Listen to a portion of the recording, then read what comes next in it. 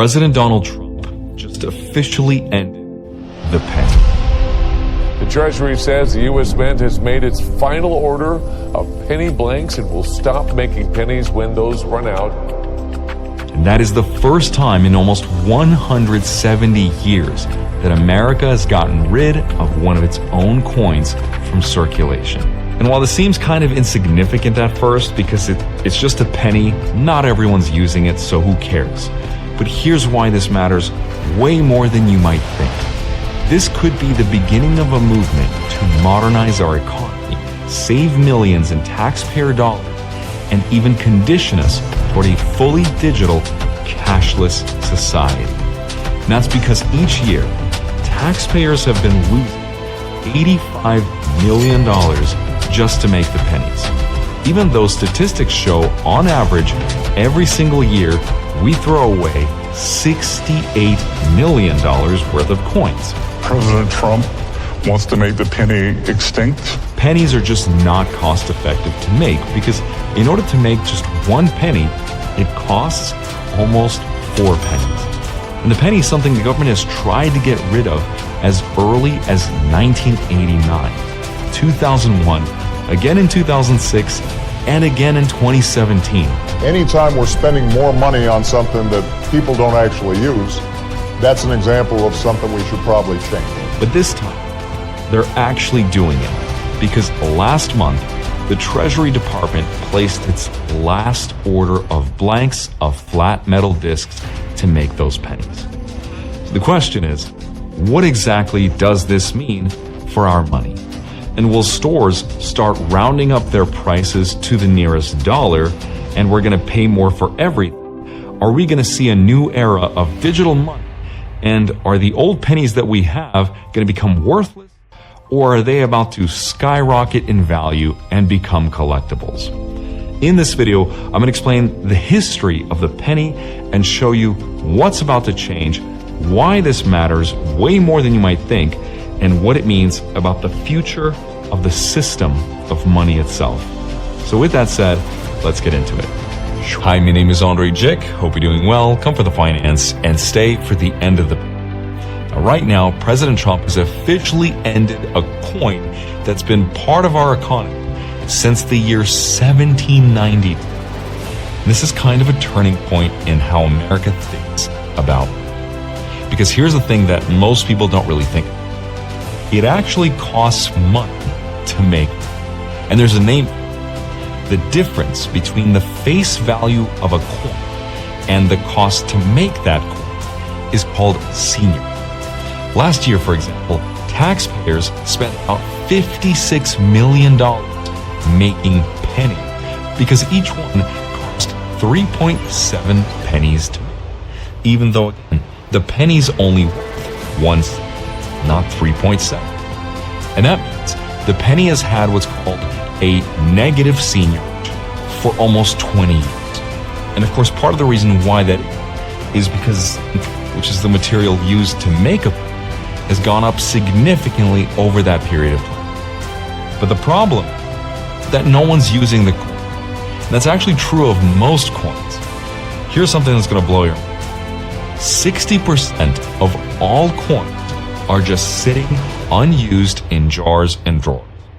And that amount is worth roughly $14 billion. But why that really matters is because if you pay with cash, a lot of transactions will now be rounded up to the nearest 5 cents because there's no more penny. And for some people, that could be a real problem, especially for older and lower income Americans. But that's not all, because guess what else is on the chopping block? The nickel. Because it costs more to make a nickel than the value of the nickel itself. The next question is, how does this actually affect us in real life? Like, what happens to the pennies we already have? Are those jars of loose change going to be worthless? Or are some of them going to become collectibles? And are we going to start paying more for everything because of this new concept of rounding? So let's start with the first big question that everyone's probably thinking about. What happens to all the pennies we already have? And here's the good news. All of those pennies that we've collected over the years are still going to be considered legal tender. meaning we can still keep using them at the store, we can still deposit them at our bank, and we can still trade them in for cash at coin counting machines. That's not going on. And that was really the only way to do it, right? It's estimated there's over 114 billion pennies still in circulation. That's more than $1 billion worth of pennies scattered across the country. Now, to put that in perspective, that's enough for every single person in America to have around 300 pennies, or about $3. Now, even though our pennies are not going to lose their face value overnight, they're also probably not going to become super valuable collectibles either, or at least not right away. Because historically, only a handful of pennies, like the famous 1943 copper penny, ever reached truly collectible grail status. But there's also a catch, and this is something you should probably pay attention to the next time you see your penny. Because pennies minted before 1982 were made from 95% copper. And those pennies are already worth about 2 to 3 cents each because of the metal content alone. Now, before you get any ideas of melting pennies for their metal and then selling it, that's actually illegal, so don't do it publicly. But for now, your pennies are perfectly spendable, so here's what happens next. And it's something that might affect your wallet every single day. It's called rounding, because pennies are not going to be made anymore. So cash transactions at stores will soon be rounded to the nearest nickel. And here's exactly how it's going to work. If your total ends in 1 or 2 cents, the cashier rounds down to the nearest 0. But if it ends in 3 or 4 cents, it rounds up to the nearest 5 cents. So the question then, does that mean every single $4.99 coffee transaction always gets rounded up to the nearest $5, costing us more money in the long run? Yes, and surprisingly, it's not necessarily going to be the case all the time.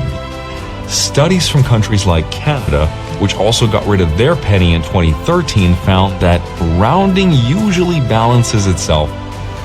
Half the time, prices round up, and half the time they round down, meaning customers overall don't end up paying significantly more. And keep in mind, if you're someone who pays with things like credit cards or debit cards, or even apps like Apple Pay or Venmo, this change will not affect you at all, because digital payments still count every penny. There's no rounding happening in digital payments. So the real world impact on your finance is probably going to be way less dramatic than most people think. There are some bigger theories on why this is actually happening. When this story about ending the penny came out, I wanted to understand not just what happened, but how it was being reported. So I turned to Ground News, which is the sponsor of today's video, which lets you compare how different news outlets across the political spectrum covered the exact same story. And take a look. Ground News combined all 388 articles on this topic, and this is how the left-leaning sources framed it. They focused on cost savings and taxpayer benefits. The right-leaning sources, they covered it from a more fiscal conservative angle, framing it as part of Trump's directive to cut waste. And the center, they played it pretty straight, reporting on the timelines and the legislative details without a lot of emotional language either way. But the most fascinating tab is this one. It highlights how different our media actually is. Left-leaning headlines emphasize modernization, right-leaning outlets evoke Lincoln and patriotism, and Ground News shows you all of that side by side. I actually used Ground News as part of my research for this video, and it helped me to see how each side shaped the story and why, so that I could show you all the facts.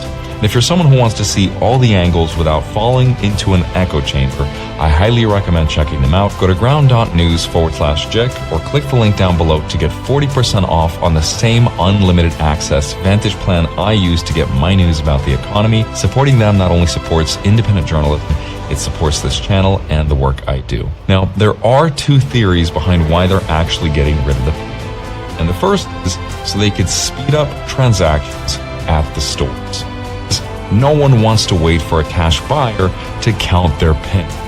And speeding up those transactions could actually mean huge benefits for the economy. Think about it. Every single day, millions of Americans spend extra time at the checkout, counting pennies, dropping coins, and waiting while the cashier counts them all. And a Harvard economist actually estimated that this process costs the U.S. economy about $1 billion every year in lost productivity, which is time and effort that could otherwise go towards something a lot more useful. But there's also a second theory that's much, much bigger. And this theory is something that most people aren't talking about yet, but maybe might have thought about. Because getting rid of the penny might just be the government's first small step in getting rid of cash in time. Think about it. The nickel already costs even more money to produce than the penny, about 14 cents per coin, which is almost 3 times its face value. And if we're getting rid of pennies because they lose money, it makes sense that nickels will eventually follow. But here's why this matters. Way more than people realize. This might also be signaling that we are subtly conditioning ourselves toward a fully digital economy. In fact, governments around the world have already started going down this path. Sweden, for example, is quickly becoming cashless. Over 90% of their transactions are digital, and a lot of stores are not even accepting cash at all.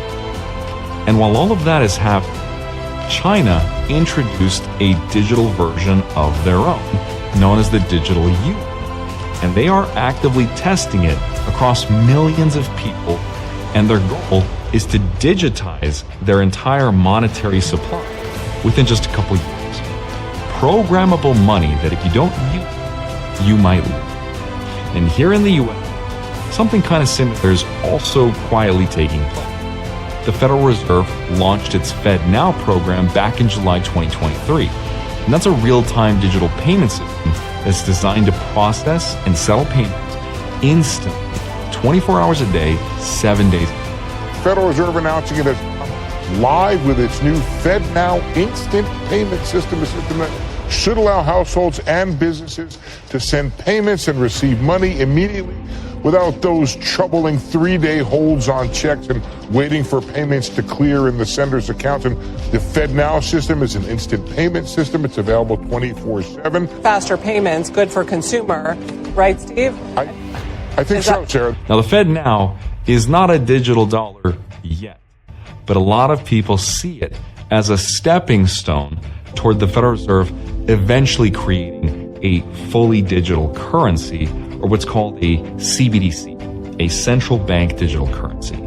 Even Jerome Powell, who is the guy in charge of America's main central bank, the Federal Reserve, has openly said that the Fed is actively exploring a digital dollar.